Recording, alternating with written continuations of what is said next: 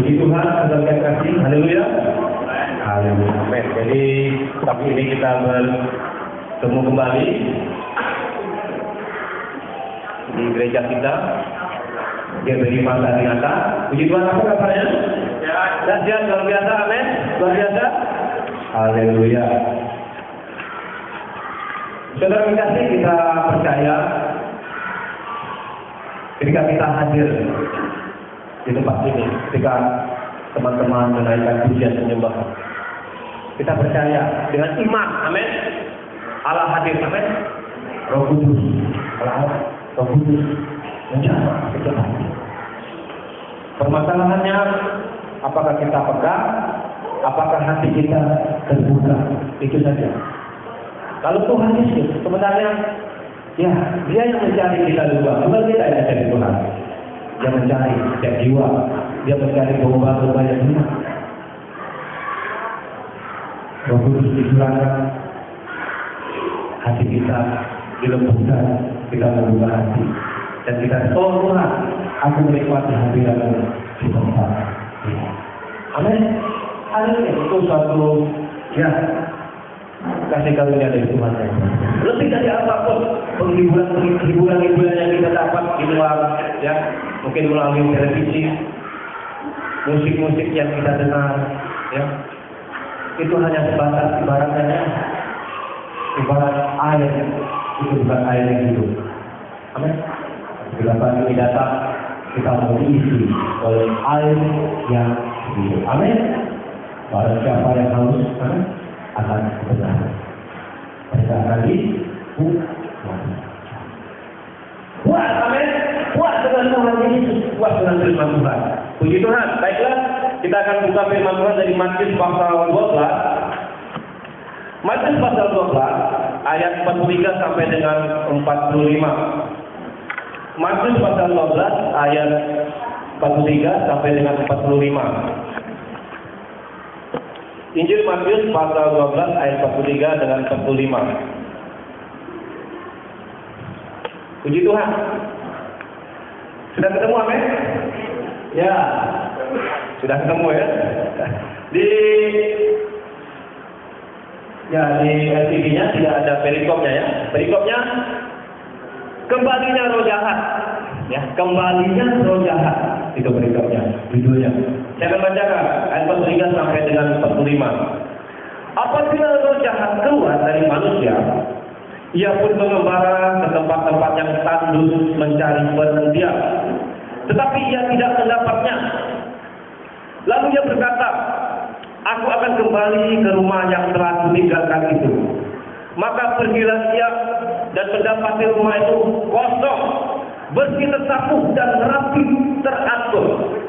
Lalu ia keluar dan mengajak 7 roh lain yang lebih jahat daripadanya, dan mereka masuk dan berdiam di situ. Maka akhirnya keadaan orang itu lebih buruk daripada keadaannya semula. Demikian juga akan berlaku atas angkatan yang jahat ini. Ini adalah perkataan Tuhan Yesus sendiri. Saudara yang kasih, ada satu pesan yang pagi ini saya ingin sampaikan. Ya, sebenarnya pesan utama dari bacaan kita pagi ini, yaitu waspadalah, saudara yang kasih. Roh jahat itu mencari rumah yang kosong, bersih, tersapu dan rapi teratur. Kalau kita sudah membacanya, ini pesan. Waspadalah. Roh jahat itu mencari rumah yang kosong, yang bersih, tersapu dan rapi teratur. Waspadalah. Isilah jiwamu dengan Yesus Kristus. Jangan sampai kosong. Amin. Sebenarnya ini saja pesan dari ayat ini yang paling utama yang harus disampaikan pada jemaat Tuhan yang terkasih tempat ini. Jadi saudara yang kasih, bacaan dalam Matius 12:43 sampai dengan 45 ini dengan perikop kembalinya roh jahat, ini adalah perkataan Tuhan Yesus dalam bentuk perumpamaan.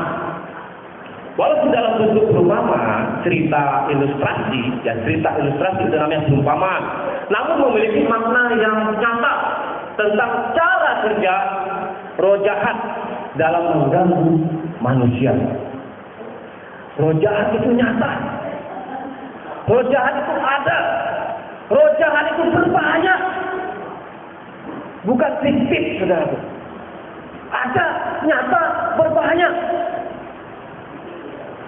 Jadi konteks perumpamaan yang diceritakan Tuhan Yesus ini, saudara kasih, banyak penafsiran ya tentang ayat ini. Yang paling gampang itu ditafsirkan secara harfiah, saudaraku.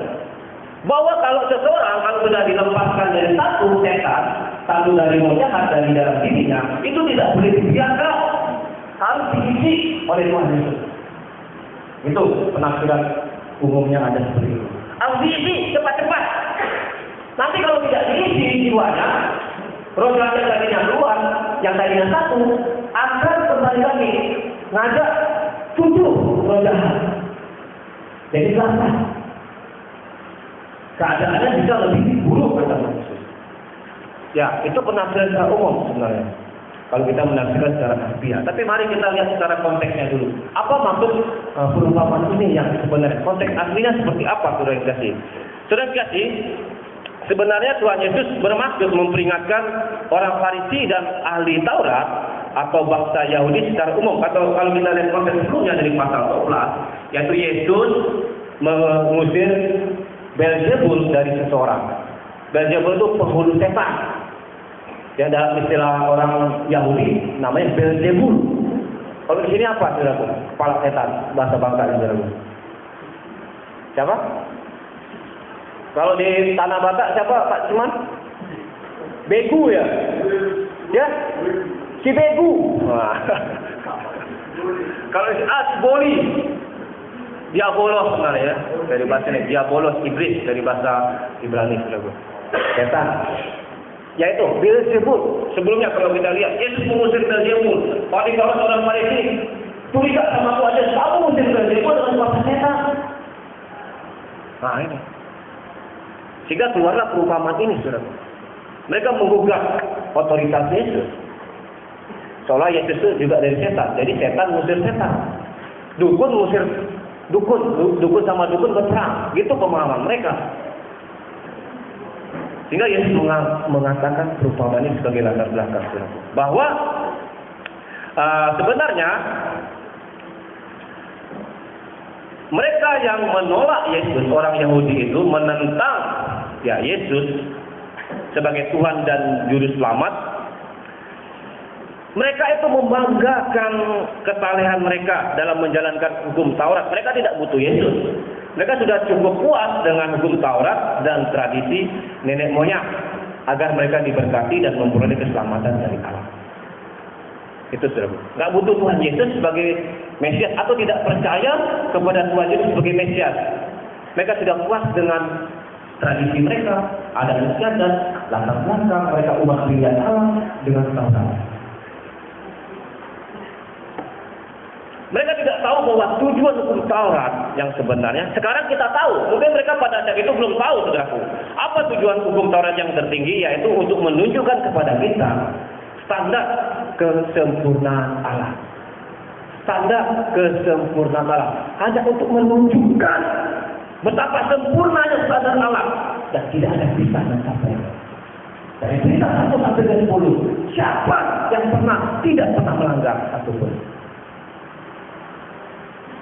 Standar kesempurnaan Allah ditunjukkan sama Allah. Ini standar sempurna.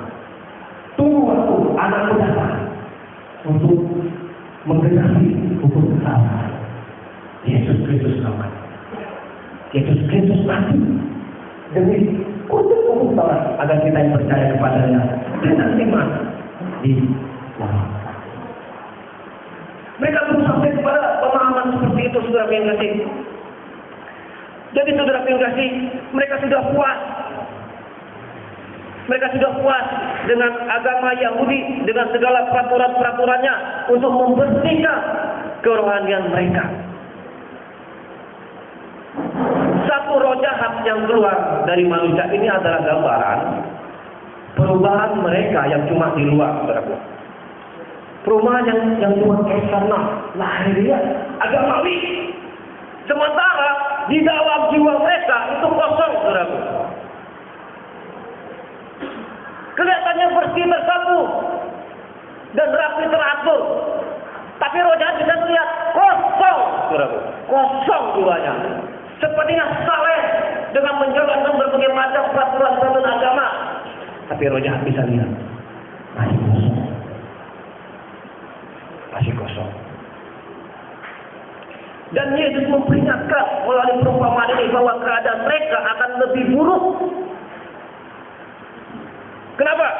Karena satu roh jahat yang sudah keluar itu mungkin karena kesalahan mereka dengan kekuatan sendiri, sehingga satu roh jahat keluar. Kira-kira seperti itu mungkin. Dia akan kembali bersama 7 roh yang lebih jahat lagi memasuki rumah jiwa mereka. Rumah jiwa bangsa Yahudi secara umum. Tidak heran, orang-orang Yahudi yang awalnya menyambut Yesus dengan sukacita karena Yesus melakukan mukjizat, melakukan kesembuhan dan tanda-tanda yang heran Yesus lakukan, memberi makan 5.000 orang dengan 5 potong roti dan 2 ekor ikan. Wah, semuanya mengeluh-ngeluhkan Yesus, semuanya berbondong-bondong kalau Yesus sadar. Pertamanya sukacita dengan pelayanan Yesus.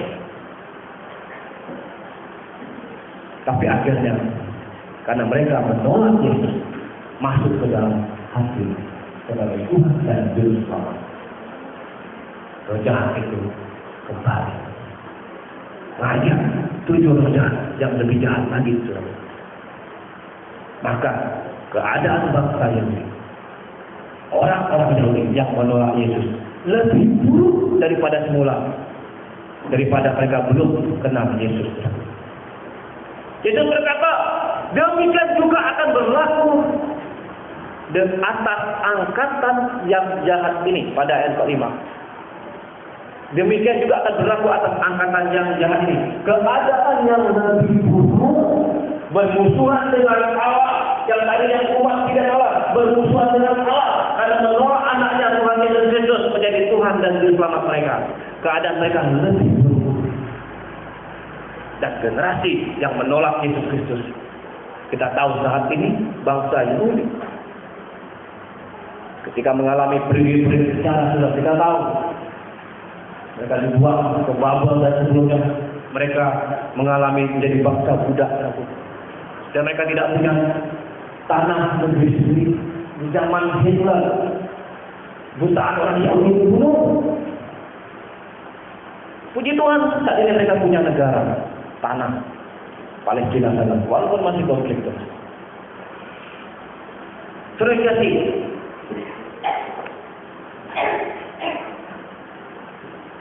rumah di sini, saudaraku. Kalau kita baca roh jahat yang masuk rumah. Jadi rumah di sini, saudaraku, itu adalah kiasan atau analogi dari jiwa manusia. Ya, jangan kita berpikir rumah yang lihat ini rumah kosong, seperti ini Haina sudah berapa bulan kosong. Oh, nanti roh jahat masuk sini, bukan. Kita jangan menafsirkan ini secara harfiah. Rumah di sini adalah jiwa manusia yang kosong, bukan bangunan rumah yang kosong. Nanti jangan belajar betapa banyak kita ditipu oleh satu kepercayaan yang umum berlaku bahwa setan itu suka masuk rumah kosong. Salah, benar. Setan atau roh jahat tidak suka masuk rumah kosong, tapi suka masuk manusia yang kosong. Bukan rumah yang kosong yang dicari, terus manusia yang kosong. Dari mana dasarnya itu? Setan ada di rumah kosong, setan tenang di kuburan yang angker. Salah. Tidak sesuai dengan firman Tuhan. Yang setan cari siapa? Manusia yang kosong, bukan rumah yang kosong. Bapak Yusuf ada mimpi? Tidak ada. Anda sudah tahu kan? Tidak mau ditipu lagi oleh setan. Kalau aku bertemu Yesus, tidak ada setan di rumah kosong. Ngapain salah di rumahnya? Itu tuh. Orangnya yang kosong. Itu yang bisa dimasuki setan. Jadi yang kita takut sama manusia yang kosong nih. Kalau saya. sama orang yang kosong, bukan rumah yang kosong. Saya tidak dapat rumah yang kosong. Tipuan itu. Saya tidak takut kuburan angker, nggak ada saya tanya. Tapi dengan orang-orang yang kosong, saya takut. Kalau kita kerasukan roh jahat, wah, bisa membunuh macam-macam. Bisa ya melakukan kekacauan karena dipimpin dipunyai oleh roh jahat. Itulah kebenaran. Amin. Ini yang dimaksud oleh Tuhan Yesus, saudara. Iblis atau roh jahat mencari manusia yang kosong, bukan rumah yang kosong. Hapuskan itu, delete konsep itu dalam berpikir. Tidak ada lagi kita tempat ini takut masuk rumah kosong. Amin. Tidak ada lagi baca-baca mantra masuk rumah kosong. Saking kita punya hubungan dengan Tuhan Yesus sudah cukup. Ada Roh Kudus dalam diri kita. Amin. Roh yang ada dalam diri kita. Lebih baca ayat 43, saudaraku. Apabila roh jahat keluar dari manusia, ia pun mengembara ke tempat-tempat yang tandus, mencari perhentian, tetapi ia tidak mendapatnya. Apabila roh jahat keluar dari manusia, perhatikan saudaraku. Ngapain setelah roh jahat keluar dari manusia? Ia mengembara. Oke.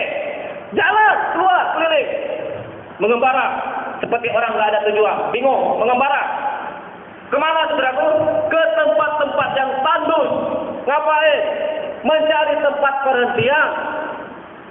Tempat perhentian bukan berarti setan itu roh jahat tidur, istirahat, bukan saudaraku. Artinya tempat yang cocok dengan dia bisa betah. Tetapi roh jahat itu mendapatkan atau tidak, saudaraku? Tidak mendapatnya. Benar? Kalau kita mau menafsirkan tempat yang tandus, dalam bahasa Inggris itu waterless land, tanah yang tanpa air. Kalau kita mau menafsirkan secara harfiah, berarti setan itu, roh jahat itu tidak tenang, bukan? Di tempat-tempat yang sepi, ya kan? Yang tidak ada kehidupan, ya? Yang cuma batu, karang, pasir, segala macam. Kalau kita memahami ini dari sini kan, nggak juga kan? Nggak ada tempat untuk dia yang cocok. Ya kan? Seperti rumah kosong, kuburannya angker, sama tempat yang tandus. Nggak ada kehidupan, kering gersang. Bukan itu tempatnya rupanya. Benar bukan? Kita ketipu bukan? Selama ini ketipu nggak? Ketipu, saya juga ketipu, saudara. Baik di sisi buku-buku yang kita baca, punya image setan itu suka yang tempat-tempat sepi, saudara. Padahal Yesus sendiri mengatakan dia mengembara ke tempat yang tandus, oke? Tapi tidak mendapatkan tempat untuk nongkrong. Nggak dapat, saudara. Akhirnya apa, saudaraku? Bingung kan? Nah itu, nanti kita baca selanjutnya tuh. Siapakah roh jahat ini, saudaraku? Roh jahat ini unclean spirit, roh yang tidak bersih, roh yang kotor, roh najis. Roh jahat ini adalah salah satu dari ribuan atau kata orang jutaan malaikat, saudaraku, yang berontak kepada Allah dengan menjadi pembantunya iblis atau setan atau Beelzebul, pemimpin tertinggi dari roh-roh jahat. Malaikat yang tertinggi dulu berontak kepada Allah, ya, jatuh dalam dosa, diusir Tuhan, dia cari pengikut seperempat atau berapa. Nah inilah roh jahat, salah satu roh jahat. Jadi tingkatannya gini, saudara. Iblis itu kepalanya, oke? I besar, iblis atau setan, diabolos, setan. Ya. Punya ada dua, oke? Kalau dalam bahasa kita diamond atau demon, sorry. Kalau dalam bahasa kita sini kita sebut roh-roh. Gitu. Ibaratnya roh jahat itu pembantunya iblis, saudara. Gitu. Dia kerja kemana-mana, tapi kepalanya iblis. Bahasa King James dibilang Lucifer. Lucifer bukan bahasa Alkitab, itu bahasa terjemahan saja. Lucifer. Jadi sudah mengingati, roh jahat itu tidak nampak wujudnya, perhatikan. Tidak bermateri. Seperti kita punya materi tubuh. Oke? Roh jahat itu tidak berbadan. Dia lebih pintar daripada manusia. Jangan main-main dengan roh jahat. Jangan merasa lebih pintar dari roh jahat. Hati-hati ditipu, saudara, diperdayakan. Dekat dengan Tuhan Yesus. Tuhan Yesus lebih pintar dari roh jahat. Hikmat Yesus lebih jago. Iblis tidak maha kuasa, walaupun ada kuasa, tapi tidak maha kuasa. Dia terbatas oleh ruang dan waktu. Iblis atau setan tidak maha adil, saudara. Kalau Allah maha adil, ya, dia terbatas di satu tempat, saudara. Ya, nanti mungkin tidak tahu siapa bisa nyampe tentang okultisme. Ada seminar okultisme, menarik, saudara. Seminar tentang kuasa-kuasa kegelapan. Banyak hal-hal yang kita tidak tahu, tidak ditipu, saudara. Gak ngerti. Okultisme menurut firman Tuhan, saudara. Jadi saudaraku yang kasih, roh jahat itu, saudaraku, harus memiliki tempat untuk berdiam. Bukan di tempat secara fisik bangunan, rumah kosong misalnya, atau di kuburan yang angker. Roh jahat itu tercatat mencari tubuh manusia, saudaraku. Kalau tubuh manusia dia tidak bisa masuk, dia bisa masuk ke tubuh binatang. Yesus pernah mengusir roh-roh jahat masuk ke dalam. Kenapa nggak langsung disuruh ke pinggir gunung, pinggir jurang? Kenapa? Roh jahatnya yang minta, saudara. Jangan lemparkan kami ke jurang itu. Dia minta sama Yesus, masuk lagi ke batu babi itu. Ya kan? Itu. Jadi roh jahat masuk ke tubuh manusia atau tubuh binatang yang punya jiwa. Bukan bangunan fisik. Sekali lagi kita ditipu selama ini. Ya kan? Jadi saudara kasih, roh jahat itu harus memiliki tempat untuk berdiam, oke? Bukan di tempat secara fisik atau bangunan, tapi di tubuh manusia, bisa juga di tubuh binatang. Hati-hati, saudaraku. Masalahnya kita orang Kristen mengenai masalah tubuh, ya, tubuh kita itu memang Tuhan katakan itu adalah seperti rumah, ya, tempat sesuatu berdiam. Tapi kalau kita tubuh manusia, tubuh kita orang Kristen adalah tempat bait Roh Kudus. Jadi ada dua kemungkinan. Tubuh kita ini bait Roh Kudus atau bait roh begu. Nah, itu. Ada dua kemungkinan, saudara. Tubuh kita manusia ini tempat bait Roh Kudus atau bait roh begu. Kan? Itu saja. Memang ada roh manusianya, tapi yang menguasainya dua terus. Ada dua kemungkinan, roh Allah, Roh Kudus atau roh iblis lah, gitu ya. Sehingga dikatakan tubuhmu adalah bait Roh Kudus yang diam dalam kamu. Jangan kita bingung, tubuhku ini yang diam siapa? Orang Kristen. Tubuhnya yang diam siapa? Roh Kudus. Itulah orang Kristen. Kalau bukan orang Kristen, urusan mereka. Tapi pahamilah pagi ini, kita sebagai orang Kristen yang telah ditebus oleh darah Yesus, kita diangkat menjadi anak-anak Allah. Roh Kudus yang memiliki tubuh kita. Amin. Roh Kudus, bukan roh setan. Turun kasih, kalau kita lihat berikutnya, saudaraku, bahwa Yesus, ini penting, tidak pernah mengusir roh jahat itu dari sebuah bangunan. Kalau kita baca kitab Injil, Yesus tidak pernah mengusir setan, roh jahat, dari rumah kosong, dari kuburan angker, dari rumah yang pernah orang bunuh diri. Siapa sudah baca kitab Injil sampai selesai? Pernah nggak Yesus? Seperti yang kita lihat saat ini, kan banyak kan orang-orang, tuh usir setan, wah masuk TV kan, langsung dibuat gelap-gelap, dia angker kan. Itu rumah bekas orang dulu patah hati, putus cinta, minum racun, ikut ada hantunya. Akhirnya diusir oleh dukun atau orang tua kayak gitu lah ya. Ketipu kita dulu, ditipu sebenarnya oleh nggak ada tuh. Yang kita waspadai orang, gitu kan? Bukan bangunan fisik, bekas rumah orang bunuh diri lah, harganya jatuh. Kalau kita beli rumah yang bekas orang bunuh diri, bekas ada pembunuhan, jatuh langsung.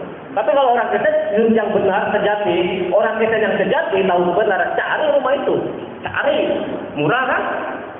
Murah, jatuh harganya. Kalau orang masih konsep berhalanya masih kuat, nggak berani tinggal situ. Nggak ngerti kebenaran. Nggak berani. Takut siang. Takut kena kutuk. Itu aja nggak bisa tidur nanti. Nah, itu siang. Jatuh harganya. Cari orang Kristen tempat ini. Cari rumah yang katanya ada hantu. Ada orang bekas. Cari. Murah. Gratis pun boleh katanya. Iya, ada yang gratis. Kenapa gratis? Ada orang mati di situ bunuh diri.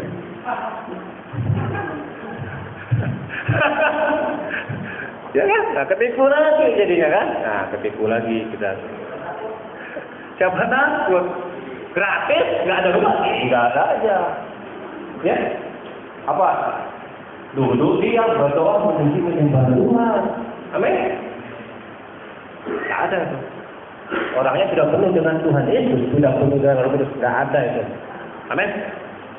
Yang bawa setan, roh jahat sebenarnya orangnya sendiri. Kalau sudah takut, tersugesti, roh jahatnya ikut. Dia melihat sesuatu bukan dari rumah, dari dalam dirinya sebenarnya. Karena sudah membuka celah. Dia lihat setan, roh jahat, karena ada setan, roh jahat. Bukan di rumah itu, dia yang bawa. Dia bawa, karena sudah ketakutan lebih dulu, sudah tersugesti dengan cerita-cerita, dengan tayul-tayul, dengan film-film horor, sudah masuk ke sini. Iblis masuk, roh jahat masuk. Akhirnya dia hidup penuh ketakutan, tidak berani ke belakang, tidak berani lewat kuburan angker, tidak berani tinggal di rumah yang pernah ada orang bunuh diri. Karena sudah tersugesti. Hati-hati, amin. Orang Kristen lewat itu, udah lewat. Kalau kita pemahaman masuk, aduh saya lewat itu, kita sudah lulus gitu, amin. Jangan lagi kita bilang, oh ada setan di sini, ada roda di sini, oh ada kentayangan. Aduh saudara, berdoa saja, amin. Dalam nama Tuhan Yesus.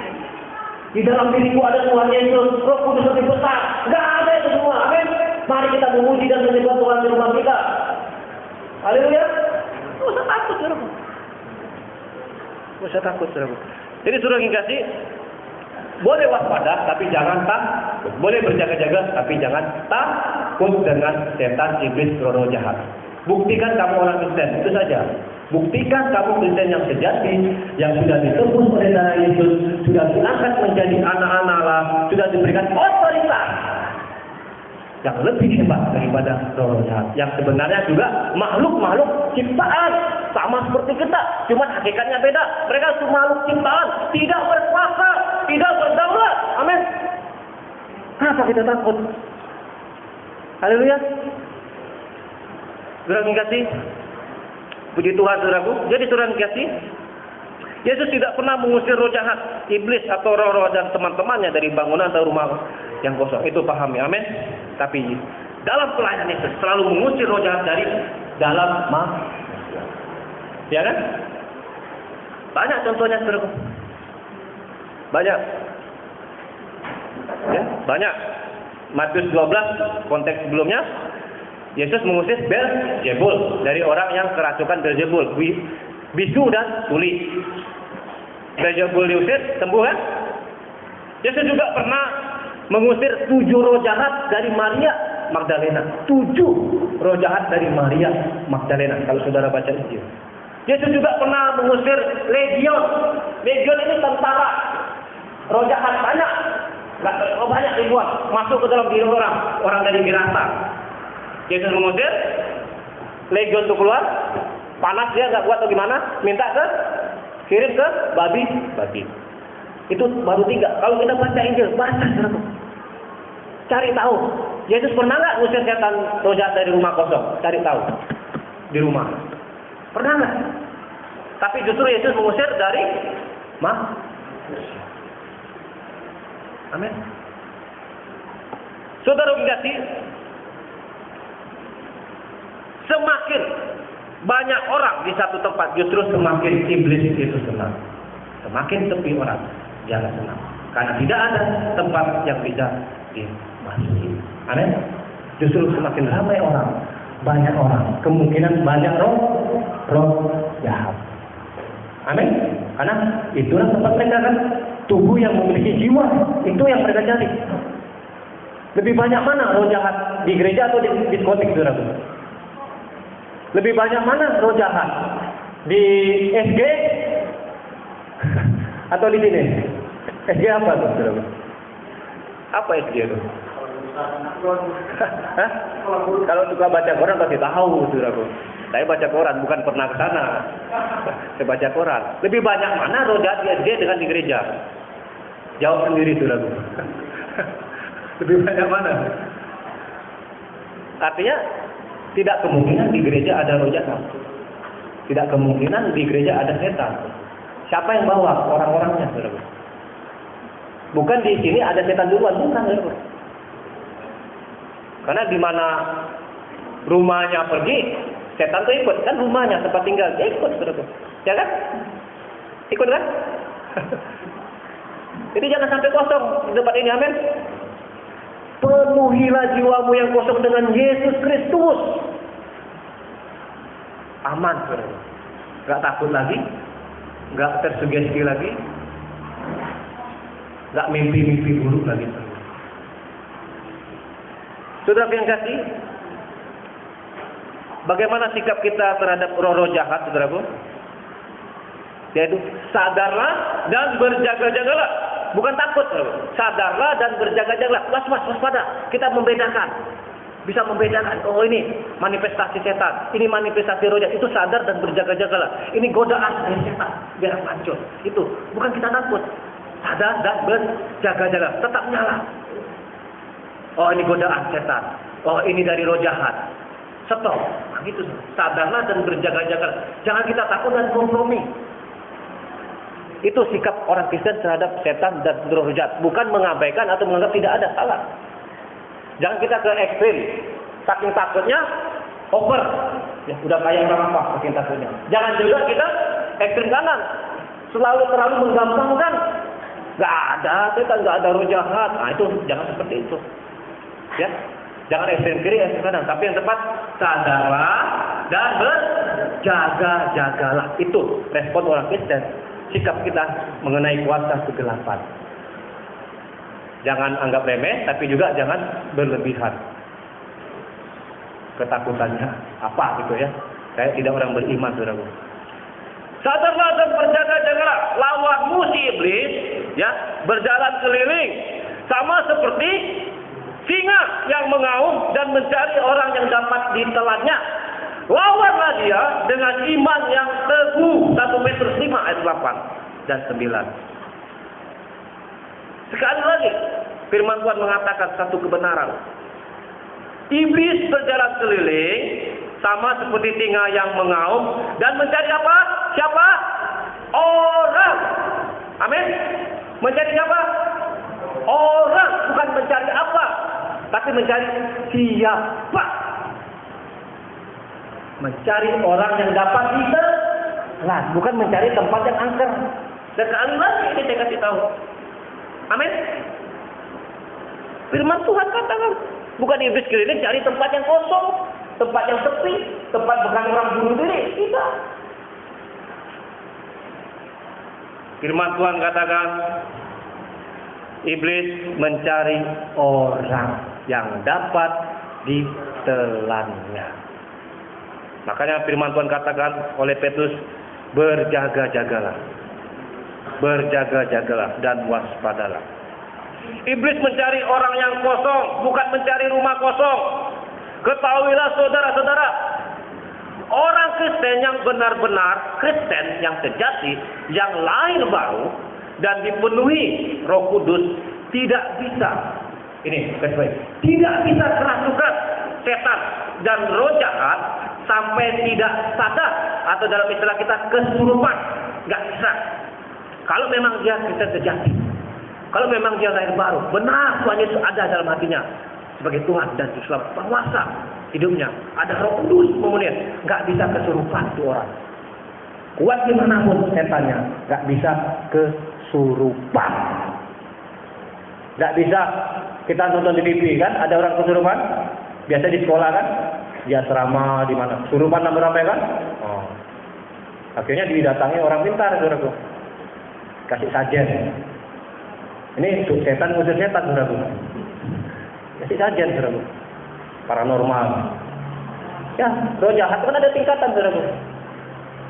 Roh jahatnya nggak diusir, masih ada, cuman yang lebih jago aja masuk, ganti tuker. Itu tipuan iblis, tipuan setan, saudaraku. Ya. Kita orang Kristen yang sejati, nggak bisa kerasukan. Jangan takut loh. Tidak bisa kerasukan sampai nggak sadar, sampai gitu itu. Itu kerasukannya menggelepar di lantai. Gitu. Kalau dia bisa sejati loh, nah, saya tidak memutlak, bisa aja dia Kristen, oke? Mungkin puluhan tahun, tapi jiwanya masih kosong bisa. Duduk di gereja bisa karena kosong. Cuma beragama, tapi tidak memiliki hubungan secara pribadi belum di dalam hatinya, walaupun sudah beragama puluhan tahun. Jadi Tuhan kasih, orang kita yang sejati tidak mungkin kerasukan setan, tidak mungkin lah, ya kerasukan sampai poses, dalam bahasa Islam namanya poses, dimiliki oleh iblis sepenuhnya, secara total, nggak bisa. Firman Tuhan katakan seperti itu, saudaraku. Dalam 1 Yohanes 5 ayat 18 saya bacakan, saudaraku. Kita tahu bahwa setiap orang yang lahir dari Allah tidak berbuat dosa, oke? Artinya tidak terus-menerus berbuat dosa. Dia pasti bertobat kalau lahir baru. Tetapi dia yang lahir dari Allah, yaitu Yesus Kristus sendiri, melindungi kita. Dan janji firman Tuhan, si jahat tidak dapat menjamahnya. Menjamahnya itu merasuki, jaminan firman Tuhan. Orang yang lahir dari Allah, kita lahir baru, nggak bisa dijamah oleh setan. Yakin itu. Amin. Yakin itu. Ya, 1 Yohanes 5 ayat 18. Roh Kudus yang ada di dalam kita, orang Kristen itu lebih besar dari roh-roh apapun di dunia ini, saudaraku. Ya kan? Lebih besar daripada roh-roh apapun yang di dunia ini. Roh apa? Sebutin saja, saudaraku. Sebutin saja di sini, saya tidak tahu roh apa yang dikatakan punya apa gitulah, berkuasa, bisa gini gitu. Roh yang dalam diri kita lebih besar. Setan, roh jahat tidak maha kuasa. Bisa nipu, sepertinya mereka tapi tidak maha kuasa. Mereka itu makhluk ciptaan sama seperti kita, sama, cuman beda hakikat. Kita punya materi tubuh, mereka nggak punya. Mereka makhluk spiritual, mereka makhluk roh. Mereka lebih besar, lebih cerdik dengan tipu daya. Makanya dekat Tuhan, baca firman, renungkan terus. Itu bisa menangkal, saudaraku, godaan setan roh jahat. Dia licik, saudaraku. Kalau kita nggak punya pedang roh, habis, saudaraku. Jadi saudara kasih, kita perlu pahami, ya, walaupun kita orang Kristen yang sejati tidak bisa dirasuki secara total, tapi hati-hati. Makanya dikatakan berjaga-jaga dan waspadalah. Masih ada bahayanya. Bahayanya itu roh-roh jahat itu bisa mempengaruhi pikiran dengan godaan-godaan, ya, untuk berbuat dosa, mempengaruhi pikiran sehingga kita tidak mau bertobat dari sebuah dosa yang kita senangi. Nah itu. Kita sudah lahir baru, tapi kita lengah. Memang kita tidak dikuasai sepenuhnya sampai kesurupan. Kita masih bisa memuji, kita masih datang ke gereja, tapi kita masih kosong dengan satu dosa mungkin. Itu bahaya. Tidak bisa kerasukan, tapi bisa digoda. Kita bisa mengalah dengan godaan setan.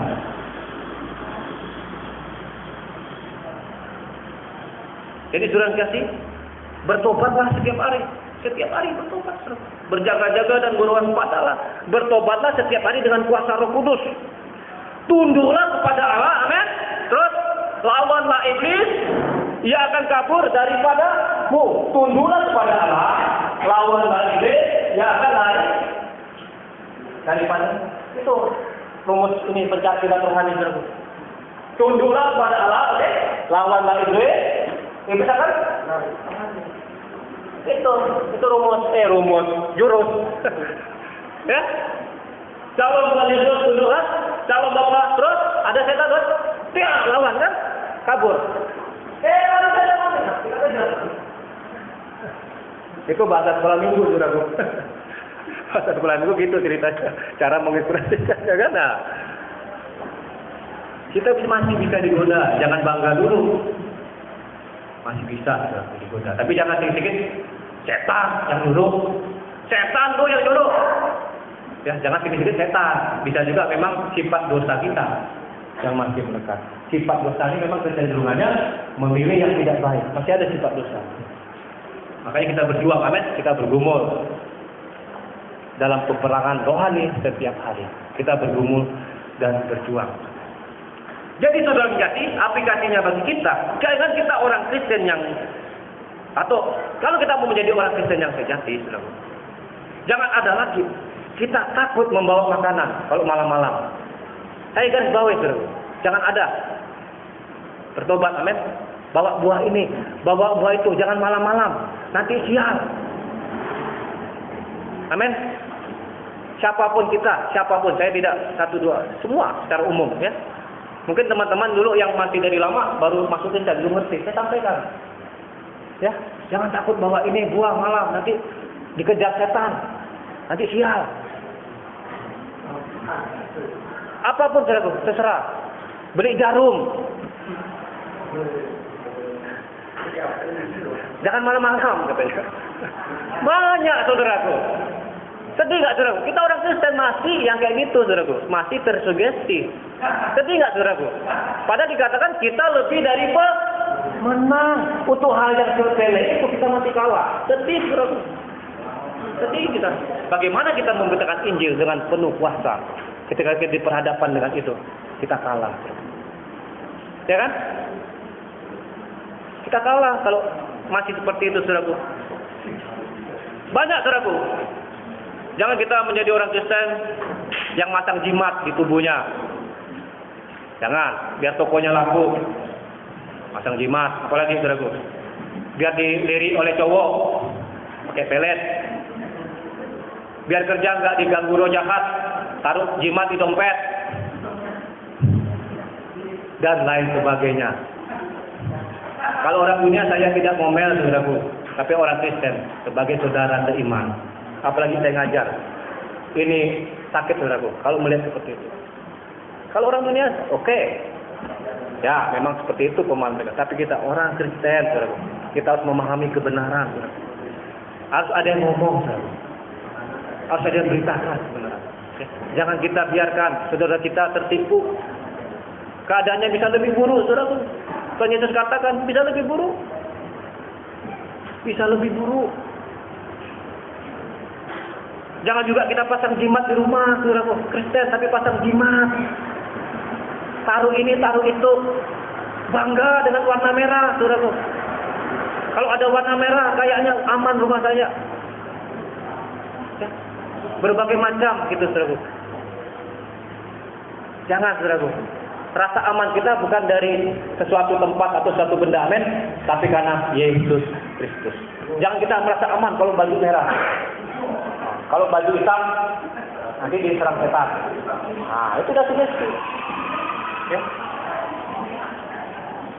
Karena dalam kepercayaan lama, warna itu memang dianggap punya kuasa, saudaraku. Dalam pemahaman yang lama, tradisi dari situ, warna itu dianggap ada untung rugi. Warna baik, warna jahat, ada, saudaraku. Dan lain sebagainya. Saya tidak panjang, saya awam, tapi kira-kira seperti itulah. Saya harap saudara tahu, amin. Jangan ada jimat di rumah kita, jangan. Apapun bentuknya, kalau saudara pemilik rumah sudah dalam Yesus, amin, berdoa kepada Yesus, penuh dengan Roh Kudus, rumah itu aman. Anak cucu kita aman. Tidak perlu tambah yang lain lagi. Nggak perlu. Kalau kita nambah, malah keadaannya bisa lebih buruk, kata Tuhan Yesus. Tadinya satu roh jahat keluar, tapi masih kosong. Justru 7 lagi datang. Lebih buruk, ngeri, saudara. Nggak bisa ditolong lagi. Di dalam pergaulan kita tidak tahu. Yang tahu hanya Tuhan. Hati kita kepada Tuhan Yesus atau tidak. Saya tidak menghakimi. Yang tahu hanya Tuhan, saudara. Jadi saudara kasih, jangan juga kita menjadi orang Kristen ya, takut sial, ya. Jangan kita takut sial karena kita percaya tahyul dari pendahulu kita, ya. Keberuntungan kita ada di dalam Tuhan Yesus. Kita sial bukan karena tidak pakai syarat ini. Kita sial karena bukan karena kita melakukan satu pada jam ini, hari ke-10, hari ke-11, hari ke-40 baru hari baik. Salah, saudaraku. Gak ada. Itu tipuan iblis. Setiap hari itu baik di dalam Tuhan. Amin. Setiap hari itu baik di dalam Tuhan. Katakan itu. Setiap hari itu baik di dalam Tuhan. Kalau kita lihat hari ke-10, hari ke-12, kita sudah berdosa kepada Tuhan. Karena Dia yang menciptakan hari-hari. Siapa bilang ada bulan keluar jahat? Semuanya baik, saudaraku. Mau menikah tanggal 12, 14, 17, bulan ini nikah. Kalau memang hubungannya seperti itu, jangan kita undur. Kita tarik dulu. Bulan baik, hari baik, tanggal baik. Kita tanya, kamu Kristen? Kristen. Sedih, saudaraku. Kalau bukan Kristen nggak apa-apa, saudaraku. Kita keluarga, men. Nggak usah ngurus kalau orang lain. Tapi Kristen kita sedih. Masih ada seperti itu, saudaraku. Kita merdeka di dalam Tuhan, saudaraku. Setiap hari baik. Tunjukkan kita merdeka. Tunjukkan engkau sudah ditebus oleh darah Yesus. Engkau milik Yesus, bukan milik iblis sepenuhnya. Tunjukkan, saudaraku. Jangan kita takut sial karena tayu-tayu.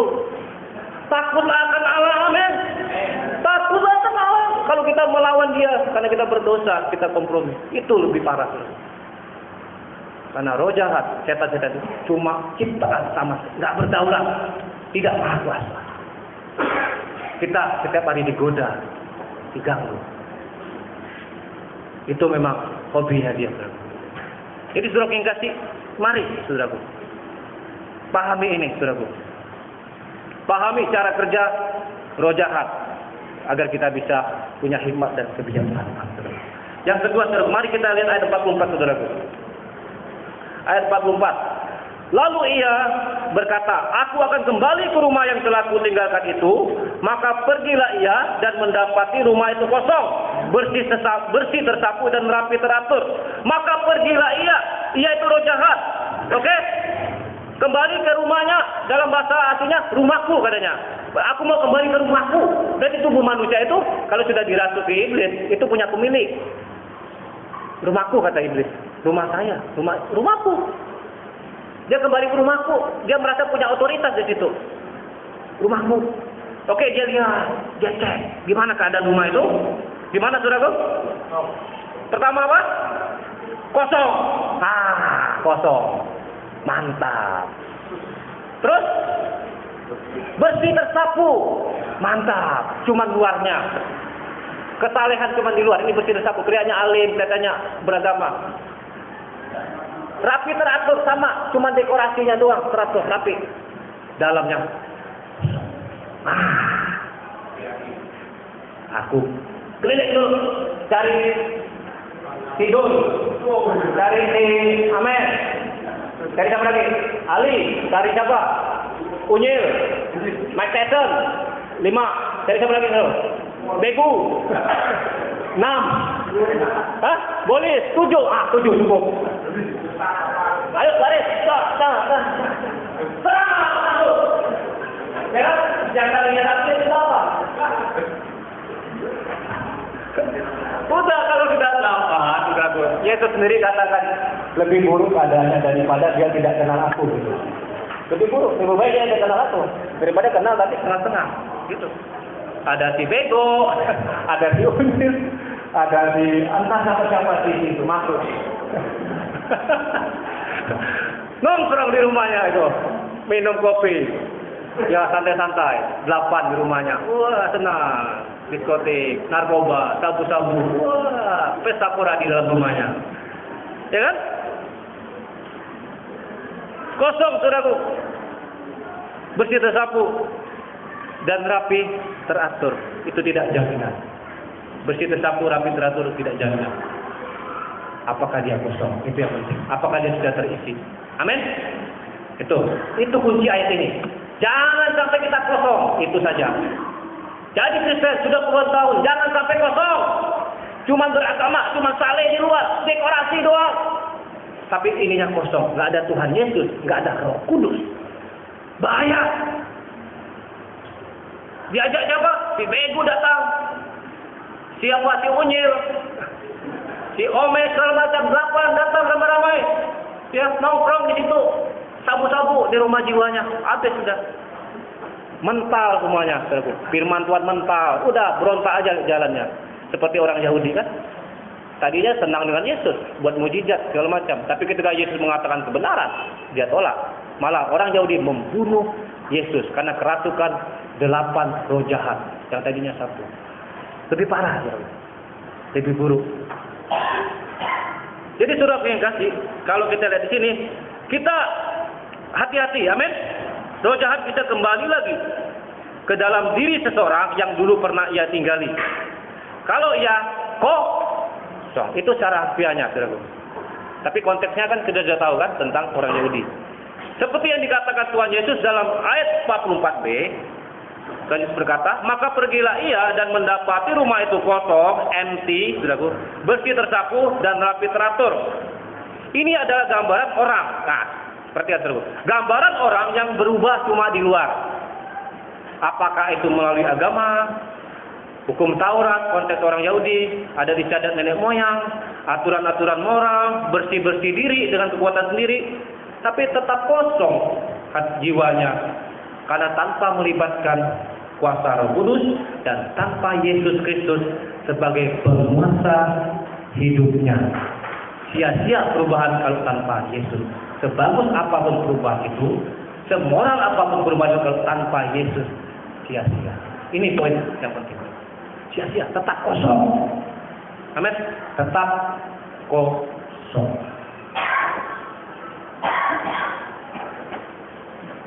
Hanya Yesus, saudaraku. Hanya Yesus saja yang bisa menjaga jiwa kita. Hanya oleh Yesus Kristuslah manusia bisa berubah secara kodrat. Menjadi manusia yang baru. Ciptaan baru di dalam Kristus Yesus. 2 Korintus 5 ayat 17. Barang siapa di dalam Kristus, dia adalah ciptaan baru. Saudara boleh berubah, ikut camp ini, ikut seminar ini, ikut segala macam teknik-teknik motivasi untuk mengembangkan diri. Tanpa Yesus tetap kosong. Tetap kosong. Hanya Yesus yang bisa memberikan satu perubahan yang sejati. Karena semua manusia telah berbuat dosa. Kita tidak bisa membereskan dosa dengan kekuatan kita, dengan seminar-seminar, dengan motivasi, seminar-seminar motivasi, nggak bisa, saudaraku. Motivator jago apapun nggak bisa. Yang mengubah hati manusia hanya Yesus yang bisa membereskan dengan dosa. Karena sifat dosa inilah yang buat orang lebih jahat. Dalam seminar, motivasi, nggak bisa membereskan dosa. Cuma dipermak, cuma dihiasi, cuma didekorasi. Bagaimana senyum sedikit kalau bos, jujur sedikit kalau kerja, gitu cuma semua kan. Ininya nggak permanen, tidak kekal, saudara. Jadi saudara kasih, ini penting bagi kita yang perubahan hanya di luar saja. Jangan kita sampai seperti itu, cuma beragama, tidak punya hubungan dengan Yesus Kristus. Itu adalah pertobatan yang lahiriah. Kita samakan itu cuma kosmetik agama. Polesan saja. Cuman polesan, mungkin polesannya emosi yang dangkal dengan kekuatan sendiri. Tidak melalui kelahiran baru oleh karya Roh Kudus dalam Yesus Kristus. Perubahan seperti itu sama dengan rumah yang ditinggalkan satu roh jahat. Oke? Bisa saja baik secara lahiriah, namun tetap kosong. Resikonya, konsekuensinya akan dimasuki kembali oleh roh jahat dan teman-temannya yang lebih jahat. Hanya Yesus Kristus yang bisa dan telah mengalahkan kuasa iblis dan roh-roh jahat, saudaraku. Hanya Yesus Kristus. Yesus berkata ketika dia mengusir Beelzebul, tetapi jika aku mengusir setan dengan kuasa roh Allah, maka sesungguhnya kerajaan Allah sudah datang kepadamu. Kerajaan Allah sudah datang kepadamu kalau Yesus mengusir setan. Amin. kerajaan Allah ada di dalam diri kita kalau ada Yesus. Dan jaminan Yesus katakan, aku sudah mengusir setan dengan kuasa Roh Allah. Artinya kerajaan Allah sudah berkuasa di dalam hidupmu. Jangan kita takut lagi, jangan kita menyerah sugesti atau cemas dengan intimidasi roh jahat. Apakah kita bisa mengalahkan iblis dengan agama-agama, saudaraku? Tidak bisa, saudaraku. Dengan perdukunan, dengan paranormal, dengan mantra-mantra orang kuat, atau dengan kesalehan kita secara lahiriah, biar kita saleh, kelihatan saleh. Tidak bisa. Selama belum ada Yesus di dalam hidup kita, kita masih kosong. Sehebat apapun dukun itu mengusir setan, bukan mengusir, cuman masukin yang lain. Cuman ya tukar atau tambah lagi. Orang itu justru lebih parah sebenarnya keadaannya. Ya. Dukun mengusir setan. Halo katanya, oh kenalan. Oh kenal, kamu yang di sini ya? Iya. Keluar sebentar biar dia percaya. Oh keluar, dimasukin lagi yang lebih jago. Itu alam perdukunan seperti itu. Jangan kita tertipu. Jadi orang kita jangan kedukun. Sama saja kita buka celah, saudara. Kalau orang Kristen masih kedukun, artinya saya percaya itu belum penuh Roh Kudus lah ya. Pasti belum penuh Roh Kudus, pasti. Nggak mungkin dia kalau penuh Roh Kudus datang ke dukun, minta nasihat, minta jimat, minta pelet, minta ramalan, minta kebutuhan. Nggak mungkin. Pasti dia cuma Kristen KTP. Jadi saudara yang kasih, kita lihat ayat 45 yang terakhir. Lalu ia keluar dan mengajak 7 roh lain yang lebih jahat daripadanya, dan mereka masuk dan berdiam di situ. Maka akhirnya keadaan orang itu lebih buruk daripada keadaannya semula. Demikian juga akan berlaku atas angkatan yang jahat ini. Angkatan yang jahat ini maksudnya bangsa Yahudi secara umum yang menolak Yesus, yang bangga dengan hukum Tauratnya, saudaraku. Saudara kasih, maka akhirnya keadaan orang itu lebih buruk daripada keadaannya semula. Demikian juga berlaku atas angkatan yang jahat ini. Jangan sampai itu berlaku atas kita. Amin. Jangan sampai. Karena ayat ini menggambarkan bahwa orang yang berusaha berubah, berusaha mencari selamat dengan mengandalkan kekuatannya sendiri, tidak mau taat dan percaya dan melibatkan Yesus Kristus sebagai Tuhan, justru lebih buruk akibatnya kelak, saudara. Amin. Mari, saudara. Sekali ikut Yesus, tetap ikut. Jangan setengah-setengah. Tidak ada sebenarnya orang Kristen setengah. Dalam definisi Alkitab, tidak ada Kristen setengah-setengah. Nggak ada. Yang ada, dia bukan orang Kristen sebenarnya. Nggak ada orang Kristen setengah. Nggak ada. Yang ada Kristen atau bukan Kristen. Kalau dia masih gaya hidupnya sembarangan, ya. Kalau menurut definisi Alkitab dia bukan Kristen, walaupun agamanya Kristen. Gitu, saudara. Jadi tidak ada istilah Kristen setengah-setengah, nggak ada. Yang ada Kristen, pengikut Yesus. Ya, yang ada orang percaya dan tidak percaya. Kalau dia ngambang, dia bukan Kristen sebenarnya, saudara. Apalah, sebutin aja apa, tapi bukan Kristen.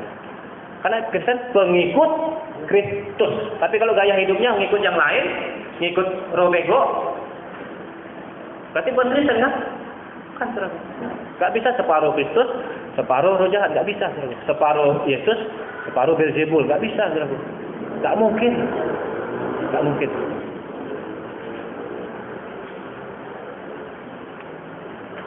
Amin. Jangan kita pimplan, taat sepenuhnya, jangan mendua hati.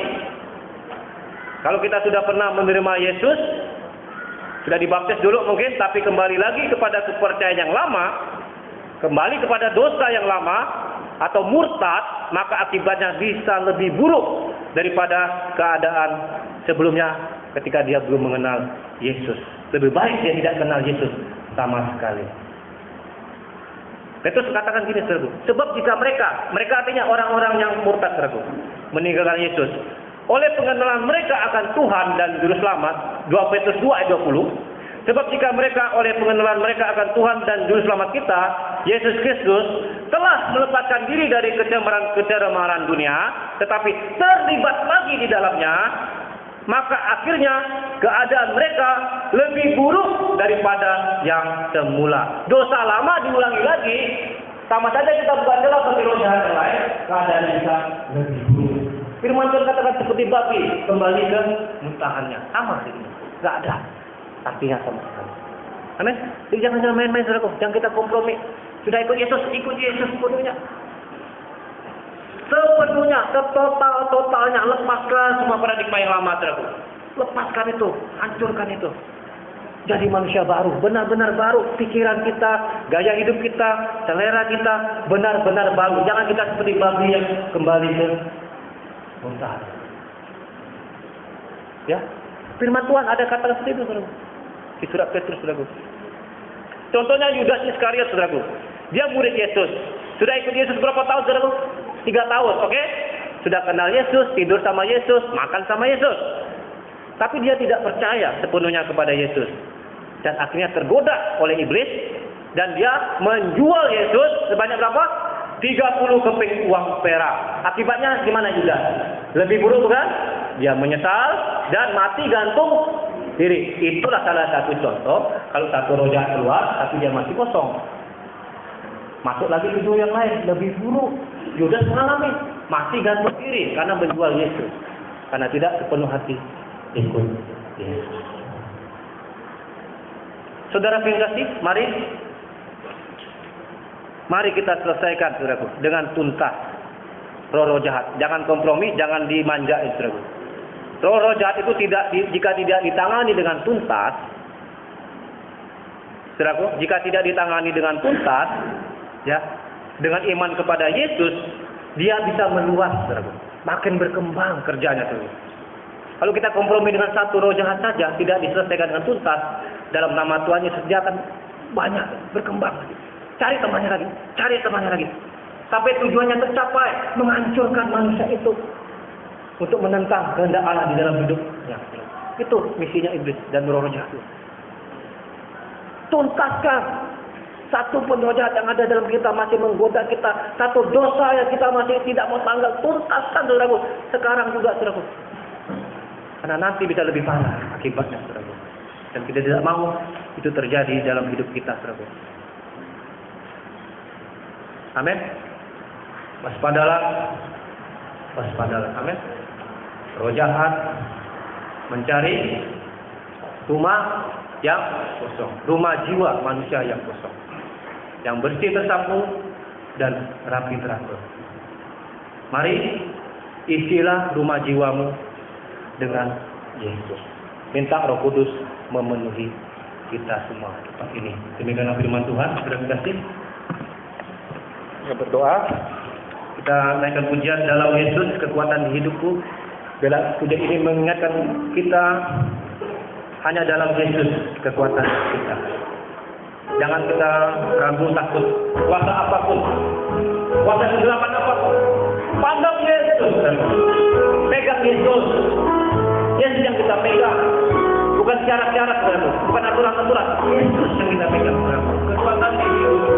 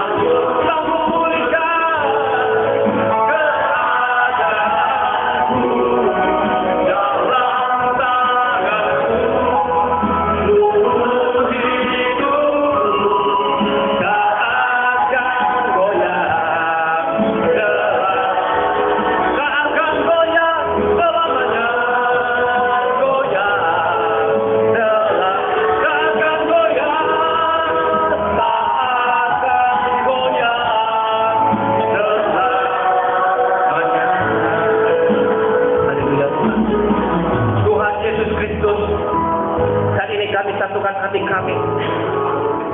Kami mohon ampun Tuhan. Mungkin kami masih kompromi. Mungkin kami masih mendua hati. Mungkin Tuhan. Hanya Engkau yang tahu. Tapi Roh Kudus selidiki setiap hati.